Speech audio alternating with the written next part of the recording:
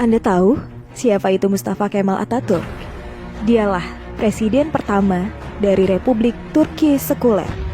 Dialah dalang di balik kacaunya Khilafah Utsmani sampai Khilafah Utsmani harus runtuh pada 3 Maret 1924. Dan ketika Mustafa Kemal Atatürk berkuasa di Turki, dia menjadi diktator pertama dalam dunia Islam.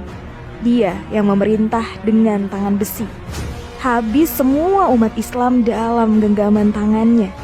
Tangannya berlumuran darah umat Islam yang menghendaki agar Khilafah Utsmani kembali menghiasi bumi Istanbul.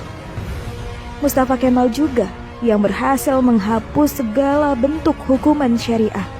Dia yang menghapus hukum potong tangan bagi pencuri, hukum rajam bagi pezina, hukum kisos bagi pembunuh, lalu diganti semua itu dengan hukuman penjara. Tak hanya itu, Mustafa Kemal juga menghapus hukum waris, menyamaratakan ahli waris laki-laki dengan ahli waris perempuan, menghapus hukum hijab bagi muslimah, mengubah Masjid Hagia Sophia menjadi museum. Kalimat azan diganti menjadi bahasa Turki, menggalakkan minum-minuman khamr di tempat umum, dan menjadikan majelis-majelis ilmu, kemudian menggantinya dengan tempat-tempat lokalisasi pelacuran dan diskotik. Tak hanya mengubah sistem pemerintahan Turki yang islami menjadi sekuler, Mustafa Kemal juga memiliki sifat sombong sebagaimana Fir'aun. Dalam suatu kesempatan, Mustafa Kemal berpidato di hadapan para tentara, ex-tentara khilafah. Dalam pidatonya itu, Mustafa Kemal membanggakan dirinya dengan berkata, "Kini, siapa yang berkuasa? Aku atau Tuhan?" Dengan perasaan takut, para tentara itu serentak mengucapkan, "Andalah paduka yang kami takutkan sekarang." Mendengar jawaban dari para tentara itu, senyum kesombongan mengukir di bibir Mustafa Kemal. Tapi semua itu berhenti ketika periode akhir Oktober 1938. Saat itu, Mustafa Kemal awalnya menderita penyakit kulit. Namun, Mustafa Kemal menderita penyakit tambahan yakni malaria, liver, dan penyakit kelamin. Dokter pribadinya pun memberi salep dan dioleskannya di kulitnya yang luka karena garukan dari kukunya.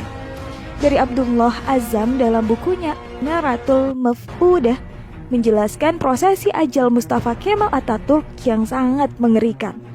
Menurut Dr. Abdullah Azzam, sebuah cairan berkumpul di perutnya secara kronis. Ingatannya melemah, darah mulai mengalir dari hidungnya tanpa henti. Untuk mengeluarkan cairan dalam tubuhnya, dokter pun menusuk jarum di perutnya. Tapi hasilnya, perutnya membusung dan kedua kakinya bengkak. Wajahnya pun menjadi pusat pasi dan terlihat seperti tengkorak. Mustafa Kemal yang sedang sakit menderita itu, kesehariannya dilingkupi rasa panas yang luar biasa. Bahkan, gatal-gatal dari tubuhnya semakin menjadi, hingga dia merasa tak tahan, lalu menjerit sampai terdengar di seluruh istana. Para pekerja istana sangat ketakutan ketika Mustafa Kemal sudah menjerit karena kesakitan. Badannya yang panas hingga melebihi suhu normal membuatnya tak mau masuk istana. Dia minta dibawa ke tengah-tengah laut untuk menurunkan suhu tubuhnya. Tapi ternyata suhu tubuhnya selalu naik dan malah bertambah panas. Syekh Dr. Said Hussein Al-Afani dalam kitabnya Al-Jaza min Jinsil Amal mengisahkan bahwa sebenarnya Mustafa Kemal sudah mulai menderita kanker hati pada tahun 1936. Tapi anehnya para dokter yang mendiagnosa baru mengetahui bahwa Mustafa Kemal terkena kanker hati pada tahun 1938. Dan puncaknya, pada pagi hari tanggal 10 November 1938, Mustafa Kemal dinyatakan mati oleh tim dokter. Sakaratul maut yang amat mengerikan bagi pengkhianat dan penghancur Khilafah Utsmani. Bahkan ketika akan proses pemakaman pun, para ulama Turki menolak untuk menyolatkan jenazah busuk Mustafa Kemal Atatürk. Baru dini hari ke-9, atas desakan dan permintaan dari adik perempuan Mustafa Kemal, barulah para ulama dan rakyat Turki mengkafani, menyolatkan dan menguburkan Mustafa Kemal. Tapi naas, ketika jenazahnya akan dimasukkan ke perut bumi, Jenazahnya terlempar ke atap. Para peziarah dibuat repot oleh hal ini. Akhirnya para ulama sepakat untuk menimbun jenazah Mustafa Kemal dengan bebatuan di Bukit Angkara. Baru setelah 15 tahun matinya Mustafa Kemal, jenazahnya kembali untuk dikubur. Tapi lagi-lagi bumi menolak jenazah Mustafa Kemal Atatürk. Hingga akhirnya jenazah Mustafa Kemal dimasukkan ke dalam museum etnografi di Ankara, Turki. Jenazahnya ditimbun dengan bebatuan marmer yang bobotnya sampai 44 ton. Dan jika Anda pergi ke museum etnografi di Turki untuk melihat makam Mustafa Kemal, para pemandu museum pasti akan menyemprotkan parfum yang paling wangi ke pakaian Anda. Sebab jika Anda sudah mendekati makam Mustafa Kemal, pasti akan tercium bau yang lebih busuk dari bangkai.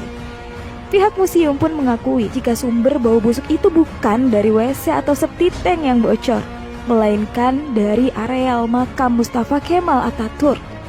Kisah ini memberikan iktibar, seperti kata beberapa ulama, kalau kamu benci dan mencoba menjegal khilafah, maka kamu akan melawan Allah. Lihat, kematian yang mengerikan menimpa Mustafa Kemal Atatürk laknatullah, si penjegal dan penghancur khilafah Utsmani. Aroma bau yang terus keluar dari makam Mustafa Kemal adalah cara Allah memperingatkan kepada siapa saja yang mencoba sombong dengan kekuasaannya dan melawan syariatnya, maka dia pasti akan mendapatkan kematian yang terhina. Wallahu a'lam bishawab.